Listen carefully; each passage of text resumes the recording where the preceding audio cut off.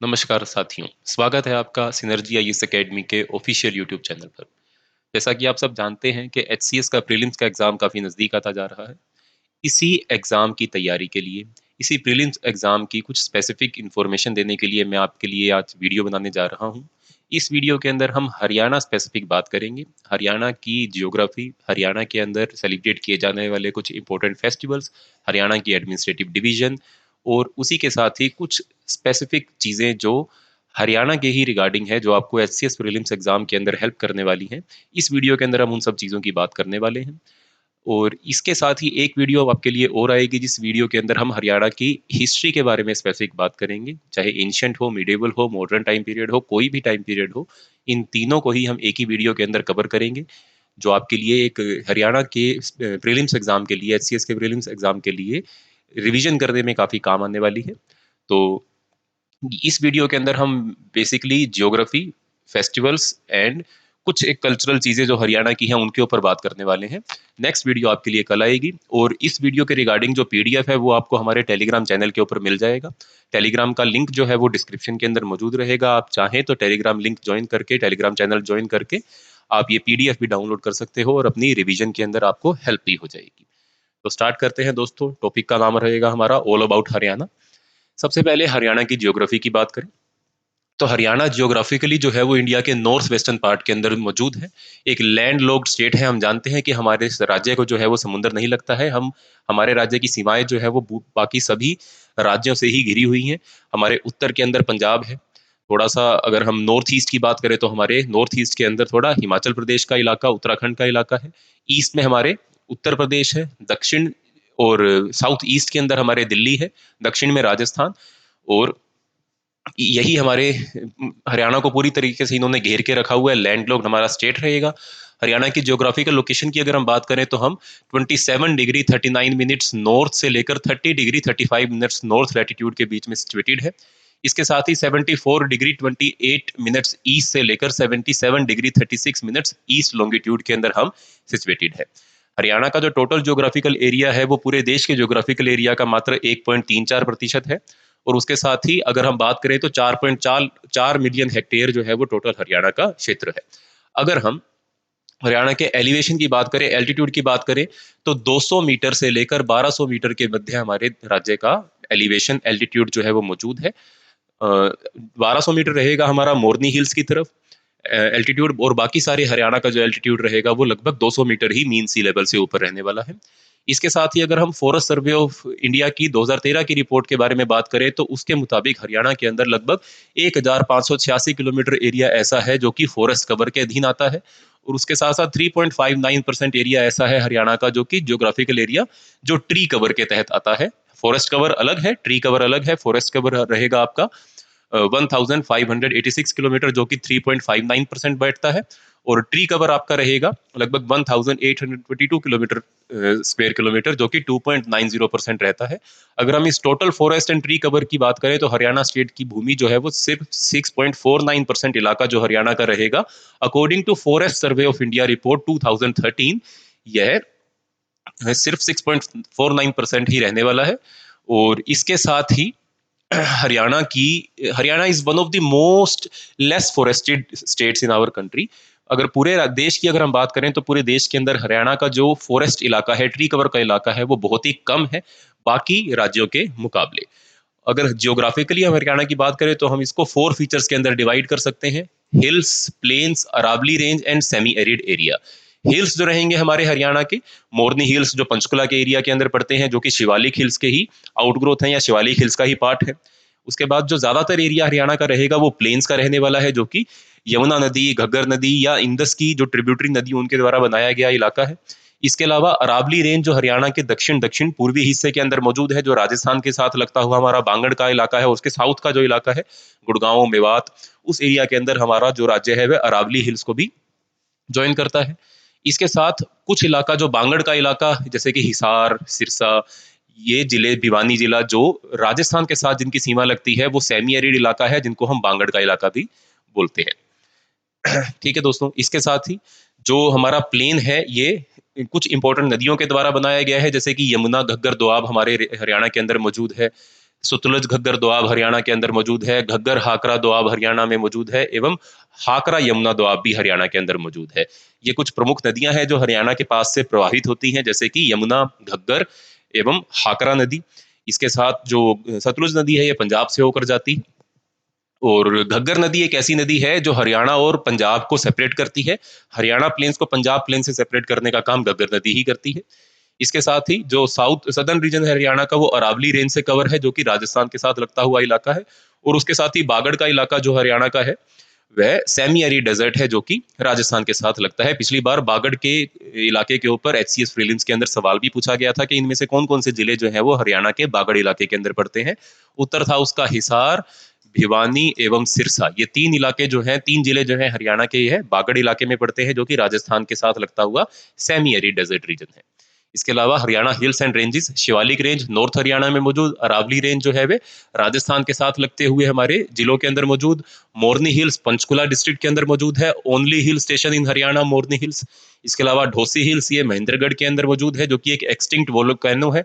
हरियाणा के अंदर एकमात्र एक्सटिंक्ट वोल्केनो मौजूद है, जो कि है ढोसी हिल्स, जो कि महेंद्रगढ़ जिले के अंदर मौजूद है। इसके अलावा टीपरा हिल्स, ये हिमालयन रेंज के अंदर मौजूद है, टीपरा हिल्स। इसके अलावा हरियाणा की कुछ प्रमुख नदियां, हरियाणा में यमुना, घग्गर हाकरा। घग्गर हाकरा पेलियो चैनल है वैदिक सरस्वती रिवर का। सरस्वती नदी जो है वो हमारे ऋग्वेद के अंदर मेंशन की गई एक बहुत ही प्रमुख नदी है। अकॉर्डिंग टू ऋग्वेद, जो कि हमारी वैदिक लिटरेचर का एक प्रमुख टेक्स्ट है, उसके अनुसार सरस्वती नदी देश की सबसे ज्यादा पूजनीय नदी थी, जिसे नदी तारना के नाम से भी जाना जाता था। वह नदी आज की डेट में प्रवाहित नहीं होती है, उसका सिर्फ एक पेलियो चैनल, एक एंशियंट चैनल ही मौजूद है, जिसको हम घाघरा हाकरा के नाम से जानते हैं। घाघरा, घग्गर और हाकरा एक ही नदी है। सिरसा में ओटू बैराज तक उस नदी को घग्गर के नाम से जाना जाता है, और ओटू बैराज के बाद उस नदी को हाकरा नदी के नाम से जाना जाता है। इसके अलावा मारकंडा नदी, कौशल्या नदी, टांगरी नदी, चस्टांग नदी भी एक एंशियंट वैदिक नदी जिसका नाम है दृशदावती रिवर, उसका ही पेलियो चैनल है चस्टांग नदी। इसके अलावा Saraswati river and Dangri river, ये कुछ इंपॉर्टेंट रिवर्स हैं जो हरियाणा के अंदर रहेंगी। यमुना, घग्गर हाकरा, मारकंडा, कौशल्या, टांगरी, चस्टांग, सरस्वती एवं डांगरी रिवर। अब कुछ इंपॉर्टेंट नदी, उनके सोर्सेज, उनकी माउथ, उनकी ट्रिब्यूटरीज और कौन कौन से स्टेट से ये प्रवाहित होती हैं, इसके बारे में भी जान लेते हैं। सबसे मेजर नदी हरियाणा की रहेगी यमुना नदी, जो कि यमुनोत्री ग्लेशियर उत्तराखंड से ओरिजिनेट होती है, और यह त्रिवेणी संगम या फिर प्रयागराज के अंदर गंगा नदी को ज्वाइन कर लेती है। और ट्रिब्यूटरीज इसकी ऋषि गंगा, चंबल, बेटवा, टोन्स गंगा, टोन्स, कई सारी इसकी ट्रिब्यूटरीज रहेंगी। सबसे प्रमुख रहेगी ऋषि गंगा, चंबल एवं बेटवा। इसके अलावा एक और प्रमुख ट्रिब्यूटरी है यमुना की, जिसका नाम है टोन्स नदी, या उत्तराखंड में ही यमुना नदी को मिल जाती है। उसके बाद यमुना नदी जब प्लेन्स के अंदर एंटर करती है, तो वह हरियाणा राज्य के यमुनानगर नामक जिले के अंदर यमुना नदी प्लेन्स के अंदर एंटर करती है, जहां पर हमने उसके ऊपर एक बैराज बनाया है, एक डैम बनाया है, नाम रहेगा हथनीकुंड बैराज। इसके अलावा घग्गर नदी, घग्गर नदी शिवालिक हिल से ओरिजिनेट होती है, हिमाचल प्रदेश के पास से ओरिजिनेट होती है, और यह ओटू बैराज में जाकर लगभग खत्म हो जाती है। ओटू बैराज हमारा सिरसा के अंदर मौजूद है। इसकी ट्रिब्यूटरी रहेगी कौशल्या नदी एवं मारकंडा नदी। घग्गर नदी शिवालिक से निकलती है, सीजनल नदी है, सारा साल इसके अंदर पानी नहीं रहता है। जब मानसून की बरसात होती है तब घग्गर नदी के अंदर पानी आता है, अदरवाइज घग्गर नदी जो है वह सूखी रहती है। इसकी ट्रिब्यूटरी है कौशल्या नदी एवं मारकंडा नदी। इसके बाद मारकंडा नदी, यह भी शिवालिक हिल से ओरिजिनेट होती है, और जो हरियाणा हिमाचल प्रदेश की बॉर्डर है उसके पास से ही ओरिजिनेट होती है, जो कि घग्गर की एक ट्रिब्यूटरी है, और घग्गर के अंदर ये विलीन हो जाती है। ठीक है दोस्तों, तो यह थी कुछ प्रमुख नदियां हरियाणा से रिलेटेड। नेक्स्ट आगे बढ़ते हैं हम। हरियाणा की मेन सीजनल रिवर घग्गर हाकरा ही रिवर है, जिसे घग्गर ओटू बैराज से पहले बोला जाता है, जो कि सिरसा में मौजूद है, और हाकरा जो है वो उसको ओटू बैराज के बाद में बोला जाता है। इसके साथ साथ यमुना नदी एक और प्रमुख नदी है, और इसके साथ जो हमारी एक और इम्पोर्टेंट नदी है जिसका नाम है मारकंडा नदी, जो कि अभी हमने पढ़ा, जो घाघरा नदी की, घग्गर नदी की ट्रिब्यूटरी रहेगी। ठीक है दोस्तों, इसके साथ साथ जो मारकंडा नदी है, इसको एंशियंटली अरुणा नदी के नाम से जाना जाता था, जो कि शिवालिक हिल से ओरिजिनेट होते हुए अंबाला से फ्लो करते हुए कहीं जाकर यह आपकी घग्गर नदी को ज्वाइन कर लेती है। और इसी मारकंडा नदी को हम इस मारकंडा नदी के पास हमारा मौजूद है सनीसा लेक। ठीक है दोस्तों, आगे हरियाणा की कुछ और इंपॉर्टेंट रिवर भी हैं, जैसे कि साहिबी रिवर, इसे नजफगढ़ ड्रेन बोला जाता है दिल्ली के अंदर। इसके अलावा दोहन रिवर जो कि साहिबी नदी की ही ट्रिब्यूटरी है, जो कि मंडोली विलेज से ओरिजिनेट होती है। झुंझुनू जो राजस्थान का एक जिला है, वहां से दोहन नदी ओरिजिनेट होती है और साहिबी नदी को ज्वाइन करती है। इसके अलावा कृष्णावती रिवर ये साहिबी नदी की ट्रिब्यूटरी है, जो कि दरीबा से ओरिजिनेट होती है और महेंद्रगढ़ के पास आसपास जाकर यह खत्म हो जाती है। इसके अलावा इंदौरी नदी, यह लॉन्गेस्ट ट्रिब्यूटरी है साहिबी नदी की, और यह भी राजस्थान से ओरिजिनेट होती है और जाकर आपकी इंदौरी नदी साहिबी नदी को ज्वाइन कर लेती है। ठीक है दोस्तों, तो साहिबी नदी, दोहन नदी, कृष्णावती नदी, इंदौरी नदी, यह चारों नदियां हमको याद रखना है कि ये हरियाणा के साउथ के अंदर सिचुएटेड नदियां हैं। और बाकी यह जो नदियां हमने पढ़ी, यमुना, घग्गर, कौशल्या, टांगरी, चस्तांग, ये सभी हरियाणा के नॉर्थ में मौजूद नदियां हैं। नेक्स्ट आपका रहेगा इंपॉर्टेंट कैनाल्स ऑफ हरियाणा। हम जानते हैं कि यमुना से एक वेस्टर्न यमुना कैनाल निकलती है और एक सतलुज यमुना लिंक कैनाल, जो कि अभी मध्यस्थ है, जो कि अभी बनने वाली है, बनी नहीं है। ये सतलुज यमुना कैनाल जो है, ये वही पंजाब से आने वाली कैनाल है, जो कि यमुना नदी को ज्वाइन करेगी, जो ब्यास, रावी और सतलुज के पानी को हरियाणा से बांटने का काम करेगी, जिसके ऊपर अभी तक फैसला नहीं हो पाया है। इस नदी के, इस कैनाल को लेकर हरियाणा और पंजाब के दोनों राज्यों के बीच में विवाद चल रहा है, परंतु वेस्टर्न यमुना कैनाल जो है वो बन चुकी है, जो कि हरियाणा के पश्चिमी इलाके को पानी पहुंचाने का काम करती है। इसके अलावा कुछ प्रमुख डैम्स हरियाणा के, कौशल्या डैम जो है वो पंचकुला जिले के अंदर मौजूद है। यह कौशल्या रिवर के ऊपर बनाया गया है, जो कि घग्गर हाकरा नदी की एक ट्रिब्यूटरी है। इसके अलावा ओटू बैराज यह सिरसा जिले के अंदर मौजूद है, जो घग्गर नदी के ऊपर बनाया गया है। इसके अलावा ताजेवाला बैराज जो कि यमुनानगर जिले के अंदर यमुना रिवर के ऊपर बनाया गया है। इसके साथ साथ हथनी कुंड बैराज जो कि यमुना नदी के ऊपर बनाया गया है। एंड अनंगपुर डैम जो कि फरीदाबाद जिले के अंदर हाकरा रिवर के ऊपर बनाया गया है। ठीक है दोस्तों, इसके अलावा कुछ इंपॉर्टेंट लेक्स हरियाणा के, बदकल लेक फरीदाबाद में, सूरज कुंड फरीदाबाद में, ब्लू बर्ड लेक हिसार के अंदर, दमदमा लेक गुरुग्राम जिले के अंदर, हथनी कुंड लेक यमुनानगर जिले के अंदर, करना लेक करनाल के अंदर, तिलियार लेक रोहतक के अंदर, ब्रह्म सरोवर कुरुक्षेत्र के अंदर एंड सन्निहित सरोवर कुरुक्षेत्र के अंदर। यह कुछ इंपॉर्टेंट लेक्स हैं, साथ में उनके जिले के नाम मेंशन किए गए हैं। मैच द फॉलोइंग में ये क्वेश्चन पूछे जा सकते हैं, तो आप इन सब चीजों को भी याद कर लीजिएगा। नेक्स्ट आगे बढ़ते हैं, इंपॉर्टेंट वाटरफॉल्स ऑफ हरियाणा। पहला है टीकरताल, जो कि मोरनी हिल्स के अंदर मौजूद है। मोरनी हिल्स पंचकुला डिस्ट्रिक्ट के अंदर है। इसके साथ साथ ढोसी हिल फॉल्स, जो कि महेंद्रगढ़ जिले के अंदर मौजूद रहेंगे। नेक्स्ट बात करते हैं क्लाइमेट ऑफ हरियाणा की। हम जानते हैं कि हरियाणा सेमी एरिड इलाके के अंदर पड़ता है, जहां पर मात्र 45 से 50 सेंटीमीटर ही एनुअल रेनफॉल हमको देखने को मिलती है। ज्यादातर रेनफॉल जो है वो हमको समर मॉनसून के दौरान देखने को मिलती है, या फिर साउथ वेस्ट मॉनसून जिसको हम बोलते हैं, उसके दौरान हमको देखने को मिलती है। और बहुत ही अनइवनली डिस्ट्रीब्यूटेड है पूरे हरियाणा के अंदर। एक प्रकार से 45 से 50 सेंटीमीटर हर जिले के अंदर रेनफॉल हमको रिसीव नहीं होती है। हरियाणा के पश्चिमी पूर्वी इलाके के अंदर रेनफॉल ज्यादा होती है, और जैसे जैसे हरियाणा के हम पश्चिम में आते रहते हैं, रेनफॉल जो है वो कम होती जाती है। और मॉनसून पीरियड जो है वो हम जानते हैं जून में शुरू होता है और सितंबर अक्टूबर तक यह पीरियड कंटिन्यू रहता है। और इसी पीरियड के दौरान हम हरियाणा के अंदर खरीफ की फसलें उगा पाते हैं। और खरीफ की फसलें जैसे कि राइस जैसी फसलें उगाने के लिए हमारे लिए साउथ वेस्ट मानसून बहुत ज़्यादा ज़रूरी रहता है। इसके बाद दूसरा बारिश का पीरियड जो हरियाणा के अंदर आता है वो सर्दियों के अंदर आता है, जो वेस्टर्न डिस्टर्बेंसेस के कारण, पछुआ हवाओं के कारण आता है, जो दिसंबर से लेकर फरवरी के बीच में रहता है। पर क्लाइमेट चेंज होने के चलते आज की डेट में यह जो बारिश है, सर्दियों की जो बारिश है, वेस्टर्न डिस्टर्बेंसेस है, ये डिले होती जा रही है। पहले दिसंबर में आरंभ हो जाया करती थी, अब ये जनवरी के अंत तक आरंभ होती है जाकर, या फरवरी के स्टार्टिंग के अंदर आरंभ होती है, जो कि क्लाइमेट चेंज के चलते हो रहा है। यह रेनफॉल हमारी रबी की क्रॉप यानी कि हमारी वीट की क्रॉप के लिए बहुत ज्यादा जरूरी रहती है। आई होप आप सब इस बारे में पहले से ही जानते होंगे। इसके अलावा अगर हम टेम्परेचर की बात करें तो गर्मियों के अंदर हरियाणा काफी गर्म हो जाता है, 45 डिग्री तक टेम्परेचर हो जाता है। और सर्दियों के अंदर हमारा टेम्परेचर जो है वो कुछ इलाकों के अंदर 0 डिग्री सेल्सियस भी टच कर जाता है। कोल्डेस्ट मंथ हरियाणा में रहते हैं दिसंबर एवं जनवरी का महीना। इसके साथ सोयल हरियाणा की, जो हरियाणा की सोयल है वो सारी की सारी लगभग सोयल एल्यूवियम सोयल से ही बनी हुई है, एल्यूवियल से ही बनी हुई सोयल है, जो कि गंगा और इंडिस की ट्रिब्यूटरीज के द्वारा बनाई गई जो है, डिपॉजिट्स के द्वारा बनाई गई ये सोयल रहेगी। ज्यादातर इंदस की या इंदस नदी की ट्रिब्यूटरीज के द्वारा ही बनाई गई ये सोयल है। इसके अलावा हरियाणा के अंदर माउंटेन सोइल भी मिलती है, जो कि हिली ट्रैक्ट्स में मिलती है, जो कि हमारे मोरनी हिल्स के आसपास हमें देखने को मिलेगी, या अरावली हिल्स के आसपास हमको देखने को मिलेगी माउंटेनियस सोइल। इसके अलावा एल्यूवियल सोइल हमको सभी नदियों के दोआब्स के रीजन के अंदर देखने को मिलती है। ज्यादातर 90% हरियाणा के अंदर एल्यूवियल सोइल ही हमको देखने को मिलेगी। और रेड सोइल जो है वो हमको हरियाणा के सदर्न पार्ट्स के अंदर देखने को मिलती है। ठीक है दोस्तों, एग्रीकल्चर ऑफ हरियाणा की अगर हम बात करें तो एग्रीकल्चर प्रोडक्शन के अंदर हरियाणा का पूरे देश के अंदर दूसरा स्थान है। पहले स्थान पंजाब के पास है, दूसरा स्थान हरियाणा के पास है। मेजर क्रॉप्स हमारी रहेंगी wheat, rice, sugar cane, oil seeds, corn. इसके अलावा हरियाणा के अंदर कॉटन, बाजरा, सेसमे, ग्राउंडनट, इन सब चीजों को भी उगाया जाता है। हरियाणा के अंदर खरीफ एवं रबी दोनों की ही फसलें उगाई जाती हैं। ये दोनों ही इंपॉर्टेंट रहेंगी हरियाणा के अंदर। कुल हरियाणा की भूमि का 86% इलाका जो है वो एरेबल है, यानी कि खेती के लिए उपयुक्त है।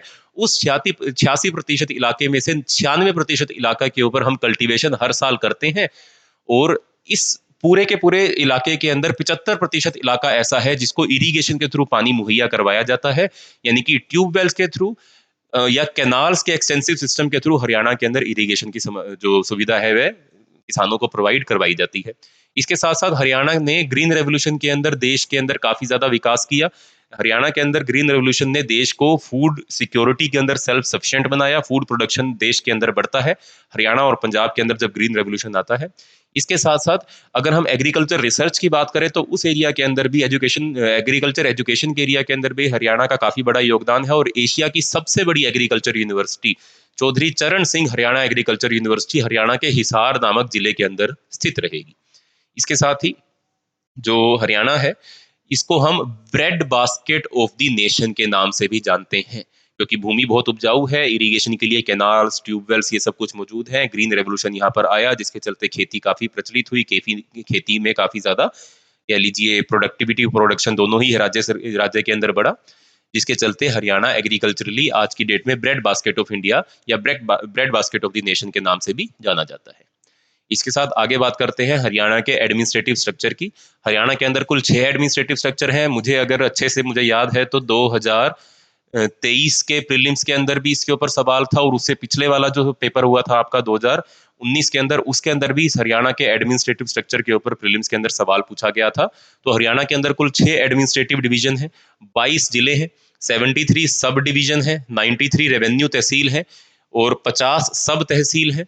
140 हरियाणा के अंदर कम्युनिटी डेवलपमेंट ब्लॉक्स हैं, 154 सिटीज एंड टाउन्स है, 7356 विलेजेस हैं, और उसमें से 6212 विलेजेस के अंदर हरियाणा के अंदर पंचायती राज सिस्टम भी एस्टेब्लिश रहेगा। तो 6 एडमिनिस्ट्रेटिव डिवीजन, 22 जिले, 73 सब डिवीजन, 93 रेवेन्यू तहसील, 50 सब तहसील, 140 बीडीओ या ब्लॉक्स, 154 सिटीज एंड टाउन्स, 7356 गांव और 6212 पंचायत हरियाणा के अंदर मौजूद रहेंगी। ठीक है दोस्तों, अब किस एडमिनिस्ट्रेटिव यूनिट के अंदर कौन कौन से जिले आते हैं ये अगर हम देख लें एक बार, तो पहली अंबाला डिवीजन है, दूसरी फरीदाबाद डिवीजन, तीसरी गुरुग्राम, चौथी हिसार, पांचवी रोहतक, छठी करनाल। अंबाला डिवीजन के अंदर अंबाला, कुरुक्षेत्र, पंचकुला, यमुनानगर ये सब जिले आते हैं। तो अंबाला डिवीजन में अंबाला, कुरुक्षेत्र, पंचकुला, यमुनानगर यह जिले आते हैं। इसके साथ फरीदाबाद एडमिनिस्ट्रेशन के अंदर डिवीजन के अंदर फरीदाबाद जिला, पलवल जिला एवं नूह जिला आता है। फिर गुरुग्राम के अंदर गुरुग्राम जिला, महेंद्रगढ़ जिला एवं रेवाड़ी जिला आता है। हिसार के अंदर फतेहाबाद जिला, जींद जिला, हिसार जिला एवं सिरसा जिला यह हिसार के डिवीजन के अंदर आता है। फिर रोहतक में झज्जर, चरखी दादरी, रोहतक, सोनीपत एवं भिवानी, और करनाल में करनाल, पानीपत एवं कैथल। इनमें से रोहतक डिवीजन जो है वह सबसे बड़ी डिवीजन है जिसके अंदर सबसे ज्यादा जिले आते हैं। ठीक है दोस्तों, इसके अलावा जो फरीदाबाद डिवीजन है वह सबसे छोटी डिवीजन है, इसके अंदर सिर्फ 3 जिले आते हैं जिनकी पॉपुलेशन बाकी सबके मुकाबले थोड़ी कम रहने वाली है। तो ये है 6 डिवीजन। पिछली बार भी इस पर सवाल था, उससे पिछली बार भी इसके ऊपर सवाल था, तो मैं चाहता हूं कि आप इन सभी डिवीजन को अच्छे से याद कर लें। आई होप कि इस साल भी इसके ऊपर किसी ना किसी तरीके का सवाल फॉर्म किया जा सकता है। इसके अलावा फेमस फेस्टिवल इन हरियाणा, पहला फेमस फेस्टिवल हरियाणा के अंदर रहेगा तीज का फेस्टिवल, जो कि सावन के महीने के खुशी के अंदर मनाया जाता है। सावन के आने से पहले इस त्योहार को सेलिब्रेट किया जाता है, सावन को वेलकम करने के लिए सेलिब्रेट किया जाता है। और इस फेस्टिवल के दौरान हरियाणा की मिट्टी के अंदर से एक तीज नामक लाल रंग का एक इंसेक्ट बाहर निकलता है, जिसके चलते इस फेस्टिवल का नाम तीज फेस्टिवल रखा गया है। और काफी प्रमुख फेस्टिवल है, पूरे हरियाणा के अंदर इसको सेलिब्रेट किया जाता है। इसके साथ गुगा नम्मी फेस्टिवल, जो कि गुगा मेड़ी के अंदर एस्टेब्लिश किया जाता है। गुगा मड़ी जो है वह राजस्थान के चूरू डिस्ट्रिक्ट के अंदर मौजूद है, परंतु इस फेस्टिवल को हरियाणा के अंदर भी बहुत धूमधाम से मनाया जाता है। इस फेस्टिवल की पहचान होती है इनके क्या बोलते हैं उसे, ब्लू कलर के फ्लैग से इस फेस्टिवल की पहचान होती है। बड़ी-बड़ी जो पोजेशंस हैं, बड़ी-बड़ी रैलियां जो हैं वो निकाली जाती हैं, लोग अपने घरों से पैदल चलते हैं और गूगा मेड़ी जाकर इस फेस्टिवल को सेलिब्रेट करते हैं। हर गांव के अंदर इस फेस्टिवल को सेलिब्रेट किया जाता है हरियाणा के लगभग-लगभग। और इसके बाद इंपॉर्टेंट फेस्टिवल हरियाणा का रहेगा गीता जयंती। इस गीता जयंती को भगवत गीता की बर्थ के रूप में सेलिब्रेट किया जाता है। पूरे हरियाणा के अंदर गीता महोत्सव एस्टेब्लिश किया जाता है, यह सेलिब्रेट किया जाता है इस फेस्टिवल के दौरान। और इसके साथ साथ ही आरतियां गाई जाती हैं, गीता को सुनाया जाता है, क्विज करवाए जाते हैं। और उसके साथ ही कुरुक्षेत्र में मौजूद ब्रह्म सरोवर में लोग डुबकी लगाने के लिए भी जाते हैं, अपने पाप धोने के लिए भी गीता जयंती के दौरान ब्रह्म सरोवर लोग विजिट भी करते हैं। नेक्स्ट हमारा रहेगा मैंगो फेस्टिवल। मैंगो फेस्टिवल हमारे पिंजौर गार्डन के अंदर सेलिब्रेट किया जाता है, जो कि पंचकुला के अंदर स्थित है। इस फेस्टिवल के अंदर हरियाणा भर से या आसपास के सभी इलाकों से जो अलग अलग प्रकार के जो मैंगोज उगाए जा रहे हैं उनको लाकर यहाँ पर डिस्प्ले किया जाता है और लोग इसको काफी ज्यादा एंजॉय करते हैं। इसके अलावा कार्तिक कल्चरल फेस्टिवल, ये फेस्टिवल जो है ये नाहर सिंह महल जो बल्लभगढ़ के अंदर सिचुएटेड है वहां पर इसको सेलिब्रेट किया जाता है। फरीदाबाद के अंदर नाहर सिंह महल में इसको सेलिब्रेट किया जाता है। स्टेट गवर्नमेंट के द्वारा ये कार्तिक कल्चरल फेस्टिवल ऑर्गेनाइज करवाया जाता है, जिसके चलते हरियाणा की फोक लोर जो है, जो हरियाणा का फोक सिस्टम है, उसको प्रमोट किया जा सके। इसके अलावा गंगोर फेस्टिवल, यह फेस्टिवल गौरी माँ को डेडिकेटेड है। लोग गौरी माँ की जो मूर्तियां हैं उसकी पोजेशन निकालते हैं इस फेस्टिवल के दौरान और उस फिर मूर्ति को बाद में जाकर विलेज टू विलेज घुमाते घुमाते फिर नदी के अंदर या नहर के अंदर उसको डुबो दिया जाता है। यंग लड़कियां इस फेस्टिवल के दौरान सबसे ज्यादा एक्टिव रहती हैं, वह नए कपड़े पहनकर इस फेस्टिवल को एंजॉय करती हैं और अपने लिए अच्छे पति की कामना करती हैं इस फेस्टिवल के दौरान। Next Basoda festival. Basoda festival जो है वह शीतला माता को डेडिकेटेड फेस्टिवल है, जो हरियाणा के अंदर शीतला अष्टमी के दौरान मनाया जाता है। यह होली के बाद 8वें दिन पर सेलिब्रेट किए जाने वाला फेस्टिवल है। इसके दौरान फैमिलीज जो है वे अपने घरों के अंदर खाना नहीं बनाती हैं।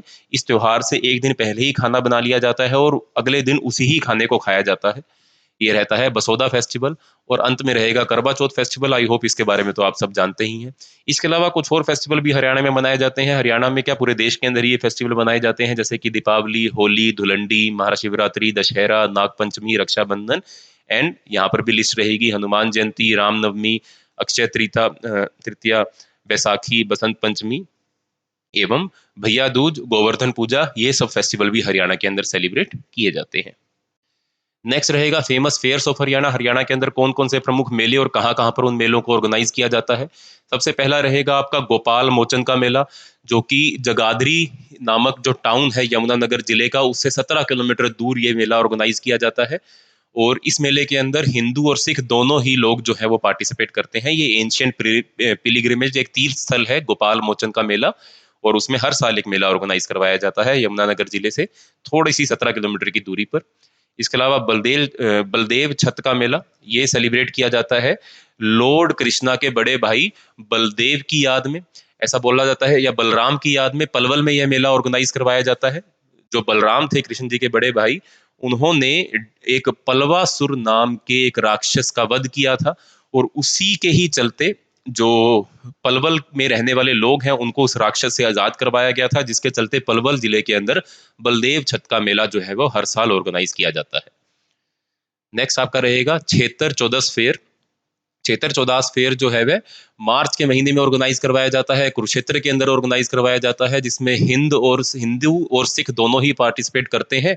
और कुरुक्षेत्र के अंदर मौजूद जो सरस्वती नदी का टैंक है, होली टैंक ऑफ सरस्वती, वहां पर लोग डुबकी लगाते हैं। ऐसा बोला जाता है कि इस टैंक के अंदर पांडवों के सबसे बड़े भाई युधिष्ठिर ने पिंडदान किया था, और उसी की याद के चलते इस मेले को ऑर्गेनाइज करवाया जाता है, और इस मेले के अंदर हिंदू और सिख दोनों ही भाई बंधु आपस में पार्टिसिपेट करते हैं।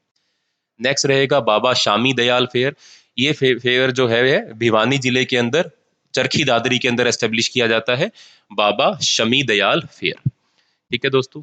और बहुत ही फेमस संत थे इन बाबा शमी शामी दयाल संत के याद के अंदर इस फेयर को सेलिब्रेट किया जाता है।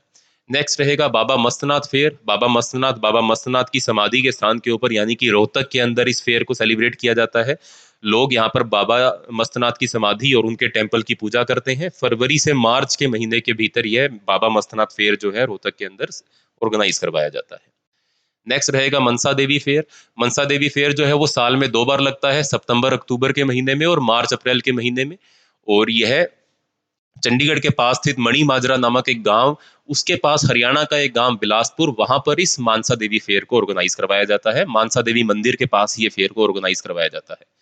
इसके अलावा मसानी फेयर, मसानी फेयर जो है ये स्मॉल पोक्स यानी कि स्मॉल पोक्स की जो देवी है, देवी मसानी, उनकी याद के अंदर गुरुग्राम के अंदर जहां पर मसानी देवी का टेम्पल है, वहां पर इस फेयर को हर साल ऑर्गेनाइज किया जाता है।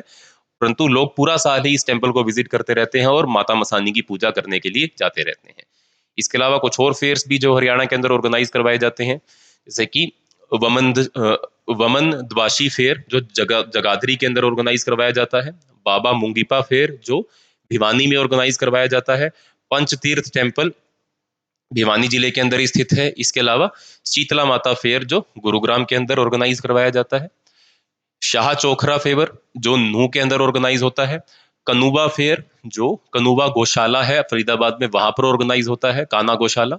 इसके अलावा अग्रसेन जयंती फेयर ये अग्रोहा के अंदर ऑर्गेनाइज होता है, जो कि हिसार जिले के अंदर स्थित है। ऐसे ही Hakteshwar fair at Jind, Jayanti Devi temple, Pindari Tirth, Pushkar तीर्थ, ये सब कुछ इंपॉर्टेंट तीर्थ भी है हरियाणा के अंदर। और इसके अलावा और भी कुछ इंपॉर्टेंट फेयर हैं जो हरियाणा के अंदर ऑर्गेनाइज करवाए जाते हैं। आप पीडीएफ डाउनलोड कर सकते हो और उस पीडीएफ को आपको डाउनलोड करने के लिए हमारे टेलीग्राम चैनल को ज्वाइन करना पड़ेगा, जिसका लिंक डिस्क्रिप्शन के अंदर मौजूद रहेगा। ठीक है दोस्तों, इसके अलावा कुछ फोक डांसेस जो हरियाणा के अंदर होते हैं। पहला सांग डांस। सांग डांस जो है यह हरियाणा का ओल्डेस्ट फोक डांस है, जो कि कृष्ण लाल भाट ने 1750 ईडी के दौरान आरंभ किया था। महिलाएं इस सांग डांस के अंदर पार्टिसिपेट नहीं करती हैं, पुरुष ही इस डांस के अंदर पार्टिसिपेट करते हैं और उन्हीं के द्वारा ही विमेन का रोल जो है वो प्ले किया जाता है।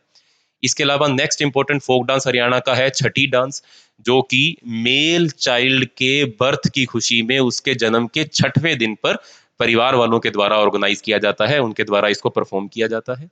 इसके अलावा खोरिया डांस, ये बहुत पॉपुलर डांस है हरियाणा का, जो कि मैरिज के ओकेजन के ऊपर परफॉर्म किया जाता है और इसके अंदर लेडीज पार्टिसिपेट करती हैं। ठीक है दोस्तों, खोरिया डांस शादी के ओकेजन के ऊपर होने वाला डांस, काफी पॉपुलर डांस फॉर्म है ये भी। इसके अलावा धमाल डांस, यह गुरुग्राम में बहुत ज्यादा फेमस है, महेंद्रगढ़ रेवाड़ी के अंदर भी इसको परफॉर्म किया जाता है। और आहिर से इस डांस को, जो आहिर लोग हैं उनसे इस डांस को इनहेबिट किया गया है हरियाणा के लोगों के द्वारा। इसके अलावा घूमर डांस, घूमर डांस जो है वो होली और तीज के अवसर के ऊपर या गंगोर मेले के अवसर के ऊपर इसको परफॉर्म किया जाता है और काफी सर्कुलर मूवमेंट होती है इस डांस के अंदर। और इसके साथ साथ इसे हरियाणा के पश्चिमी पार्ट के अंदर ज्यादा परफॉर्म किया जाता है। नेक्स्ट रहेगा लूर डांस। लूर डांस फेमस है क्योंकि ये डांस ज्यादातर लड़कियों के द्वारा परफॉर्म किया जाता है। फागुन के महीने के अंदर यानी कि आपके होली के महीने के अंदर, होली के त्योहार के आसपास इस डांस को परफॉर्म किया जाता है। और बांगड़ इलाके के अंदर, जो हरियाणा का बांगड़ इलाका है, वहां पर ज्यादातर इसको परफॉर्म किया जाता है, स्पेशली होली फेस्टिवल के दौरान लूर डांस। नेक्स्ट रहेगा झूमर डांस। झूमर डांस जो है यह एक ऑर्नामेंट से डिराइव डांस है और इस झूमर को लड़कियां जो है वो अपने माथे के ऊपर पहनती हैं इस डांस को परफॉर्म करने के लिए। इसे हरियाणवी गिद्दे के नाम से भी जानते हैं, तो ये इंपॉर्टेंट फैक्ट रहेगा, झूमर डांस को हम हरियाणवी गिद्दे के नाम से भी जानते हैं। अगला रहेगा डफ डांस। डफ डांस को ढोल डांस भी बोला जाता है। डफ डांस जो है ये रिपब्लिक डे के ऊपर 1969 के अंदर सबसे पहली बार हरियाणा के अंदर परफॉर्म किया गया था। इसके अलावा कुछ और अदर फोक डांस भी हरियाणा में है, जैसे कि रासलीला डांस। ये जो फरीदाबाद से लगता हुआ जो ब्रज का रीजन है, फरीदाबाद से लगता हुआ जो हमारा उत्तर प्रदेश का जो इलाका है, वहां पर इसको रासलीला डांस कृष्ण भगवान की याद में इसको परफॉर्म किया जाता है। फिर गूगा डांस, गूगा मेडी के मेले के दौरान इसको परफॉर्म किया जाता है। मंजीरा डांस मेवात के रीजन में काफी पॉपुलर है। इसके अलावा बीन बंसूरी डांस जो कि बांगड़ रीजन के अंदर काफी पॉपुलर है। और गंगोड़ पूजा डांस, जो गंगोड़ पूजा जो पूरे हरियाणा के अंदर होती है, उस पूरे इलाके के अंदर ये फेमस है, खास तौर पर हिसार जिले के अंदर इसको परफॉर्म किया जाता है।